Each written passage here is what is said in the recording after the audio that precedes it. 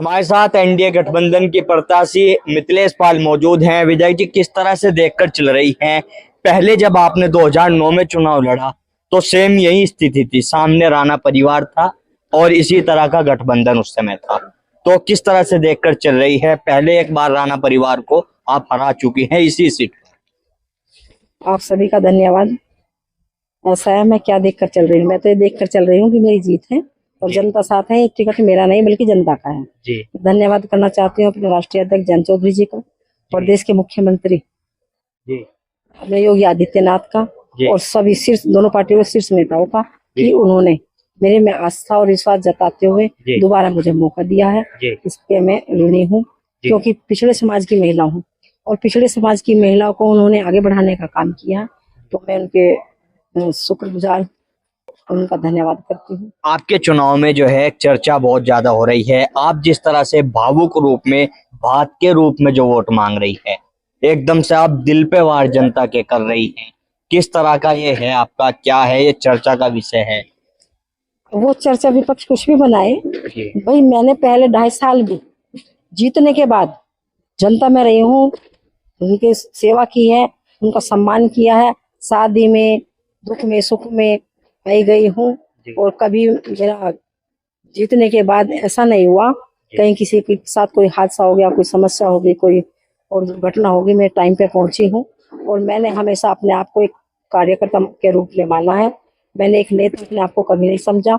जब मैं गई हूँ तो केवल मेरे पारिवारिक संबंध के तरह मैंने अपने साथ जोड़ा है और जनता भी यही चाहती है और आगे भी मेरा यही रहेगा कि मैं जनता के बीच में रहूंगी और उनकी बहन बेटी बनकर काम करूंगी और एक कार्यकर्ता बनकर काम करूंगी। आप अपने भाषण में अपने आप से ज्यादा राणा परिवार की बात कर रही।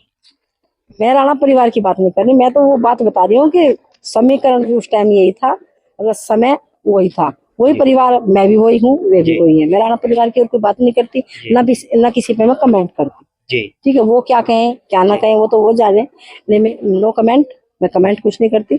लेकिन आदमी कुछ ना कुछ तो कहेगा, तो अपनी बात में कुछ ना कुछ तो कहेगा। जब वो परिवार है तो विपक्ष में कोई नहीं तो बताएगा ही ना।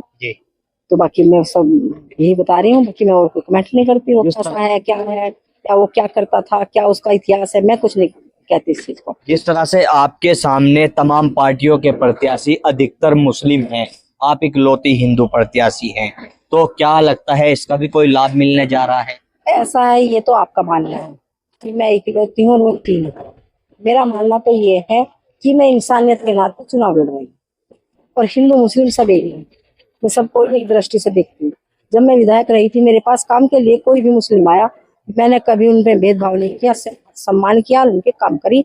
आगे भी मैं ये करूंगी कि उनका सम्मान भी करूंगी। जीतने के बाद जैसे कहते हैं ना कि राज सबका होता है, इसी तरह मैं भी जीतने के बाद, विधायक बनने के बाद मैं कभी ये नहीं समझूंगी कि हाँ भाई मेरी क्या जाति है।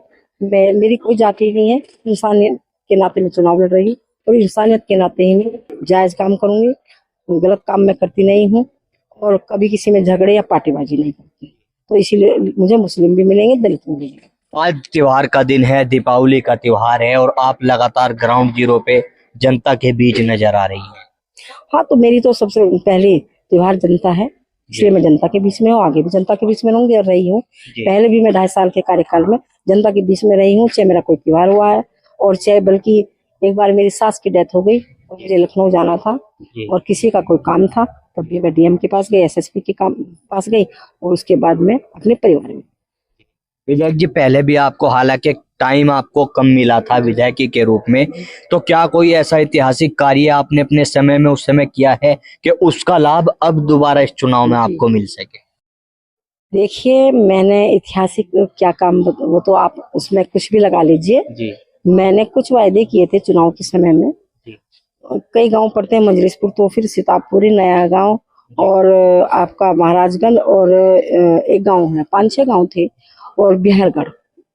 कुछ गांव ऐसे थे जहां पर लाइट नहीं थी जब से देश आजाद हुआ। मैंने उनके बीच में वायदा किया था कि अगर आप मुझे जिता कर भेजोगे तो मैं आपके लाइट करा दूंगी और मैंने वो कार्य किया, लाइट कराई। चाहे मैंने हाउस में क्वेश्चन लगा के किया, मैं विपक्ष में थी और सरकार बसपा की थी और मैंने क्वेश्चन भी लगाए हैं हाउस में और मैंने सभी मंत्रियों से मिलके और अपने जो हमारे नवनीत सहगल जी थे जी तो उनसे मिलके काम कराए हैं। काम कराने में मुझे कोई प्रॉब्लम नहीं है। जब आदमी अपना लक्ष्य वो बना लेता है, मेरा काम कराना ही मेरा लक्ष्य है।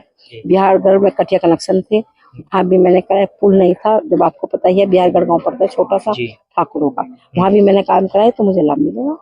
तो अच्छा, अब फिर वही बिल्कुल सेम समय चल रहा है। अभी भी विधायक अगर बनती है तो टाइम इतना ही मिलना है जितना पहली बार मिला।